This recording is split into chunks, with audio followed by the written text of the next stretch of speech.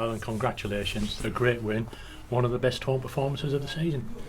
Second half, without a doubt. Second half was probably one of the best performances I've seen us produce in the second half of a game, the way we managed it, the way we got at them. And then it's just, as I say, the whole plan fell into place. But first 10-15 minutes I've never seen that, because we looked a little bit leggy. The pitch was, like you say, it's absolutely shocking out there. The lads couldn't stand up. First 10-15 minutes looked leggy. We looked off it. Distances were too far between the back lads, midfield and front lads, and we tried to narrow that up. And then Tyrone's goal changes the game. Tommy makes a couple of top class saves, keeps 1-0 up, and then all of a sudden the game changes. And I just said to the lads at half time, it'd be nice for us not to concede a goal straight after half time for a change and then be on the front foot, and we've done exactly that. We managed the game, and it can't be a coincidence that we've got someone in there who knows the game inside out, that we managed it like that. Yeah. Tyrone's goal, as you say, opened the game out completely, isn't it? But what a well taken goal it was too, because it all started with Callan crossfield pass to Ben Headley, who crossed it into the middle. I think the fans would probably start laughing down here, because me and Daz were screaming at them about switching the play just from the throw-ins. It's the basic stuff that we've gone through. It's in back, switch a play, or their full-back's out. And say Griff's hit a lovely ball. Ben Headley's done smashing, and what a delivery. But Tyrone's pulled away and he's just got on the end of it. It's a fantastic header from the kid. So after that, Tyrone come to life, and I thought he was causing them all kinds of problems, to be honest. Yeah, his match fitness is improving all the time, isn't it? Oh, without a doubt. You've got to remember, when Tyrone first come back here, he hadn't played for a year, virtually 90 minutes for a year. So it takes time, and it does take him. The only way I can get Tyrone fit is having him on the pitch. Training does not get him fit, and I say he's just going to get better and better, Tyrone, the more we get him on the green grass there. Second goal, beautifully set up by Kevin Dos Santos. Brilliant again from Kev, and I think this is maybe the first time this year where we've had one winger crossing to another winger. We've been on about it so many times, but maybe we're chopping back far too many times rather than putting the ball in the box, and say put it in areas and people make runs, anything can happen. So great second goal, and then obviously the third goal finished it off lovely. Yeah, Will ciphered it beautifully into that top corner, didn't he? Fantastic, but the ball guns into Tyrone, the ball stuck. He's done fantastic hold up play. I think he had a few of them in knots, and he's end off setting the ball to Will, and Will's just great finish from Will. But I thought Will was outstanding today, to be honest. That's probably Will's best game of the season, on the front foot, picking up the second balls. And I said to him, that's a Will Hatfield that we normally have every game. So I want that every game from him. But I think what helped was giving him a rest on Tuesday night.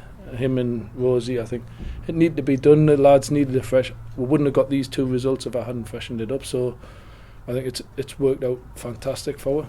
But it's just a start. Like I said, I know what this team's capable of. Believe me, I know more than what everyone else has seen so far. We've had a big blow with Junior, because I thought he was causing them problems with his pace. He was stretching it lovely for her again. All the unseen work that he was doing for the team was fantastic, and massive blow to lose a kid. So I'm probably going to have to go into the loan market to try and find someone of a similar ilk. Yeah. David Wheater signed him as an emergency on Thursday night. The two lads were both injured there, Alex Story and Danny Ellis, but he came in and did a great job, didn't he? I fell for Big Wheat. As I say, we were training on Thursday. He's been training with him, but we've never had a practice match out of him yet. To put a performance in like he did was outstanding, but I say the kid, he just oozes class. You can see him. He reads the game ever so well. He doesn't put himself into positions that he doesn't want to be in. He's there before you know it. He's winning his headers. He managed that game so well. Him and Jake Lawler, who had another fantastic game as well as Tuesday night. To do what Wheat's done after being out for so long, remember this is 2 years, he's nearly hasn't played a game of football, and to do that for 90 minutes, got nothing but respect for the lad, because it was unbelievable. Thursday night I had 2 centre-halves drop on us. I rang you, said we're going to have to get Dave signed, and then you're signing him on Thursday night to try and get it done in time. And I say all that was done, I think you met him at 11 o'clock at night, and it wouldn't have been done without yourself. So massive thanks for everyone who managed to get that done. And I say I'm delighted I've got him over the line, because he's I wanted him in the summer, as I say, and he was honest enough to tell me that he needed a back operation, but he'll come as soon as that's done and dusted.